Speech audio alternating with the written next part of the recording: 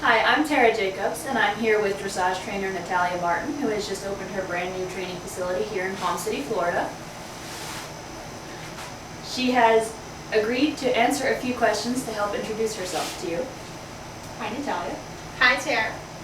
How did you get into horses?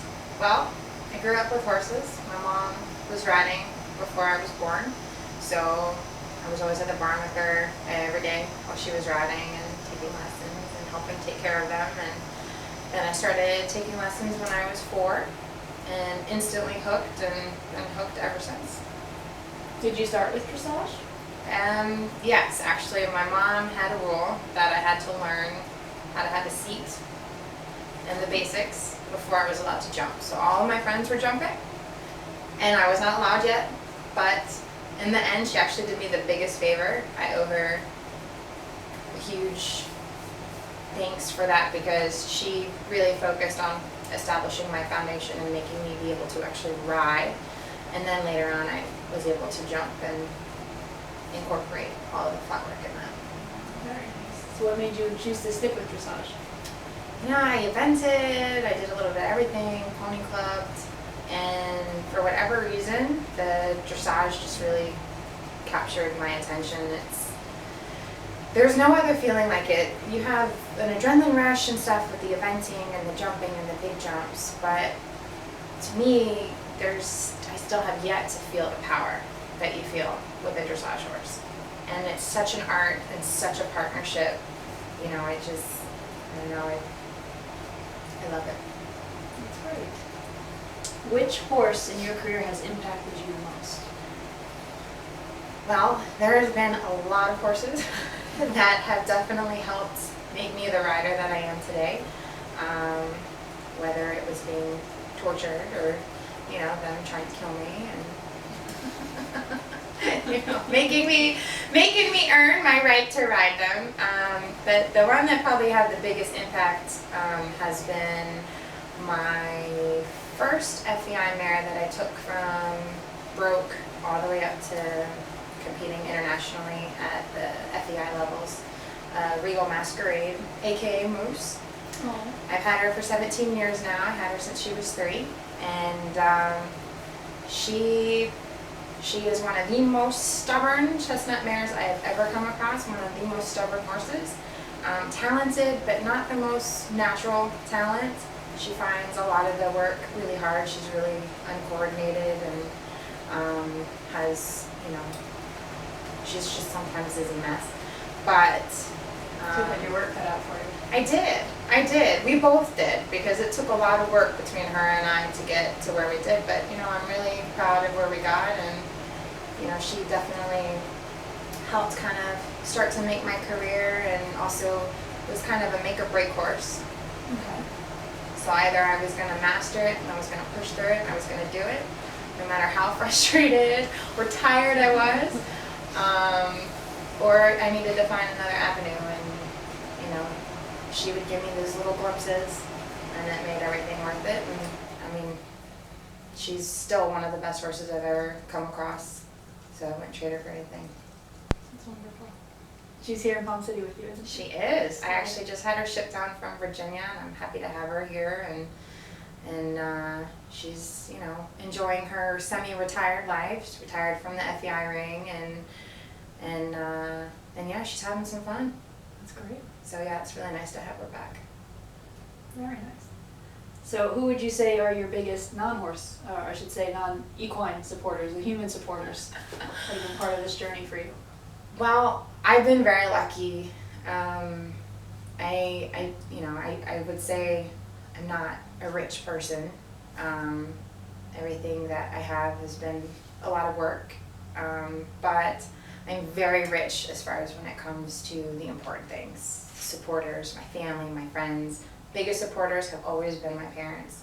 My mom tries to come to every single horse show, my dad as well.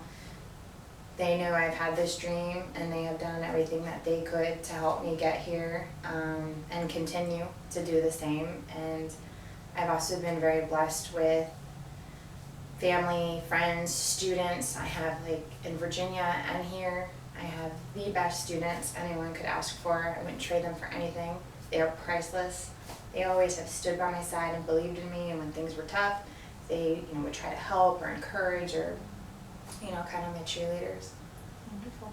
And then also, I wouldn't be able to do a lot of this without help of sponsors, and JRD Salary has provided me with the best saddle I've ever ridden in, and it's beautiful. I love it. My horses love it. They're great. And I have another sponsor, Freestrider Saddle Pads, that I don't ride any horses without. It's amazing. And also the co-owner of my now international horse that I've had for a very long time, Kara Dickey and Carrion Farms, have been a huge help. I wouldn't be able to do a lot of the stuff I've done if it wasn't for her help. Fantastic. Takes a whole village to keep It going. really does. Really does. So what would you say are your greatest accomplishments and or biggest obstacles thus far? Well, I'd say my greatest accomplishment and also probably biggest obstacle was my journey to make it down center line at the 2010 Central American and Caribbean Games. That was the most insane few months going into that. I had qualified with my mare, and we were, you know, looking like we were definitely going to be on the team.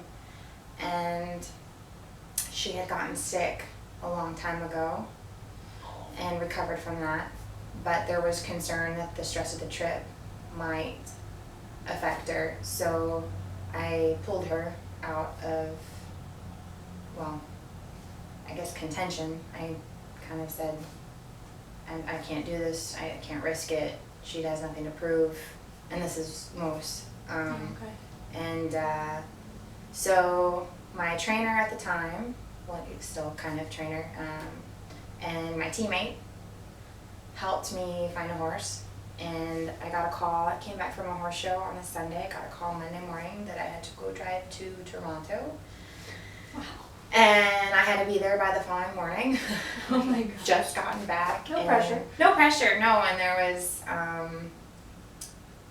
3 horses for me to try there to see if I could get into a lease situation. There were some sale horses, and people were interested in getting them if they could make the team to obviously go.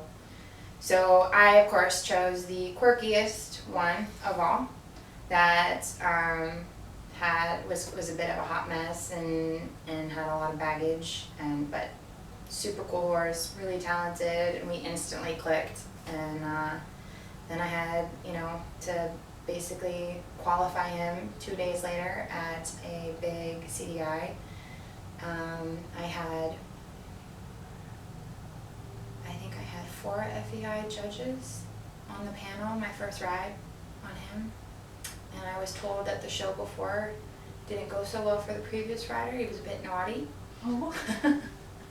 So anyway, I ended up catch riding. They literally called me, the secretary would call me and say, you have 10 minutes or 20 minutes to be on and in that ring. Oh my gosh. And so I did. I catch rode as much as I could, and I ended up qualifying with one of the highest averages on the team. And then I had to beg for Puerto Rico to help me lease him, and because I had used up all my resources with qualifying my mare, and then also the trip to Canada and everything else, and the tour shows and everything. So, and my federation stood behind me, and they wanted me on the team, and I am forever in debt to them for that, for taking a chance on me and this horse. And anyway, so we made it. We made the team. We went there. That's actually him right here. He is a very special horse. He actually sold right after I got back, and the people that have him now seem to adore him, so that's happy. I'm very happy about that. But that's Wilbur. But yeah, he is such a cool horse. So that was probably the craziest and biggest obstacle I've had to overcome, because that was just, yeah. Wow. Sounds like you don't give up very easily. No, I like tenacious. I like when people say that. Other people tell me I'm stubborn, but you know, I've always been a fighter,